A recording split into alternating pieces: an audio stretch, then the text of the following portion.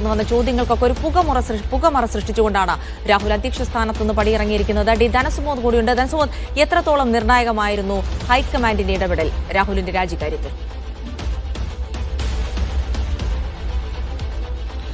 ഇപ്പോൾ ഹൈക്കമാൻഡ് രണ്ട് നിർദ്ദേശങ്ങളാണ് മുന്നിലേക്ക് വെച്ചത്. ആ രണ്ട് ഓപ്ഷൻ മാത്രമാണ് രാഹുൽ മാങ്കൂട്ടത്തിന്റെ മുന്നിലുണ്ടായിരുന്നത്. ഒന്നുകിൽ സ്വയം രാജിവെച്ച് പോകുക, അല്ലെങ്കിൽ AICC നേതൃത്വം ഇടപെട്ട് തന്നെ പുറത്താക്കും. കാര്യം ഇതിനകത്ത് ഏറ്റവും പ്രധാനപ്പെട്ട കാര്യം രാഹുൽ മാങ്കൂട്ടത്തിൽ എന്നുള്ളത് ഒരു തെരഞ്ഞെടുക്കപ്പെട്ട ഒരു സംസ്ഥാന അധ്യക്ഷനായിരുന്നു. ഈ തെരഞ്ഞെടുപ്പിലൂടെ അംഗങ്ങളുടെ വോട്ട് നേടി മാസങ്ങൾ നീണ്ട തെരഞ്ഞെടുപ്പ് പ്രവർത്തനത്തിലൂടെ വോട്ട് നേടി ജയിച്ച ആളാണ്. അപ്പോൾ സ്വാഭാവികമായും അങ്ങനെ പുറത്താക്കുമ്പോൾ കൃത്യമായ ഒരു കാരണം ഉണ്ടാവണം.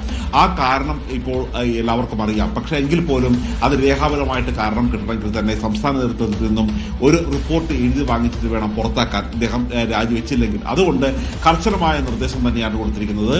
രാഹുൽ മാങ്കൂട്ടത്തിൽ രാജിവെക്കണം.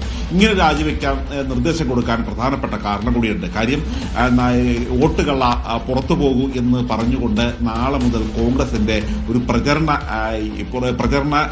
രംഗം ആരംഭിക്കുകയാണ്.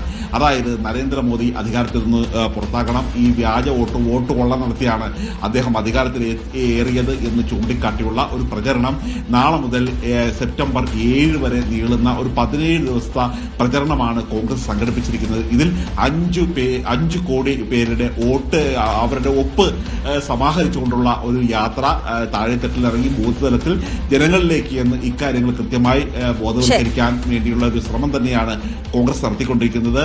ഒരു മൊത്തത്തിലുള്ളൊരു പ്രചരണം ബീഹാറിലാണെങ്കിൽ പോലും കേരളത്തിൽ തൃശൂർ കേന്ദ്രീകരിച്ച് വെച്ചുള്ള ഒരു പ്രചരണമാണ് നടത്താൻ ഉദ്ദേശിക്കുന്നത്. പക്ഷേ കോൺഗ്രസ് പ്രവർത്തകർ എവിടെ ചെന്നാലും ആദ്യ ചോദ്യം ഉയരുന്നത് ഈ രാഹുൽ മാങ്കൂട്ടത്തിലുമായി ബന്ധപ്പെട്ട അദ്ദേഹത്തിന്റെ ചാറ്റ്, അദ്ദേഹത്തിന്റെ ഫോൺ വിളി, ഇതുമായി ബന്ധപ്പെട്ട കാര്യങ്ങൾ തന്നെയാണ്.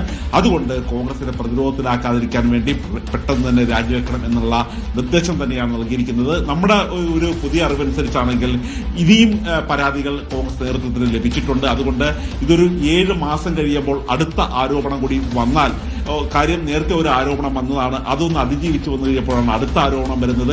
ഒരു കല്ലിൽ തട്ടി 2 തവണ വീഴുന്നവൻ വിഡ്ഢി എന്നൊരു ചൊല്ലുണ്ട്. അതുപോലത്തെ ഒരു വിഡ്ഢിത്തമാണ് രാഹുലിന്റെ ഭാഗത്തു നിന്നുണ്ടായിരിക്കുന്നത്. അതുകൊണ്ട് എത്രയും പെട്ടെന്ന് രാഹുൽ രാജിവെച്ചൊഴിഞ്ഞില്ലെങ്കിൽ അതിന്റെ പാപഭാരം മുഴുവൻ ഏറ്റവും കൂടുതൽ തിരിച്ചടി നേരിടേണ്ടി വരുന്നത് കേരളത്തിലെ കോൺഗ്രസ് ആയിരിക്കും എന്നുള്ള ഒരു തിരിച്ചറിവ് കൊണ്ട് തന്നെയാണ് ഇത്തരത്തിൽ രാജിവെക്കാനുള്ള നിർദ്ദേശം ഹൈക്കമാൻഡ്. എന്തായാലും രാഹുൽ തുടരുകയാണെങ്കിൽ കോൺഗ്രസ് വലിയ പ്രതിരോധത്തിലാകുന്ന ഒരു ഭാവി സാഹചര്യം കൂടി കണക്കിലെടുത്തുകൊണ്ടാണ് രാഹുലിന്റെ രാജി ചോദിച്ചു വാങ്ങേണ്ടി വന്നിരിക്കുന്നത്. രാഹുൽ യൂത്ത് കോൺഗ്രസ് അധ്യക്ഷ സ്ഥാനത്തുനിന്ന് പടിയിറങ്ങിയിരിക്കുകയാണ്.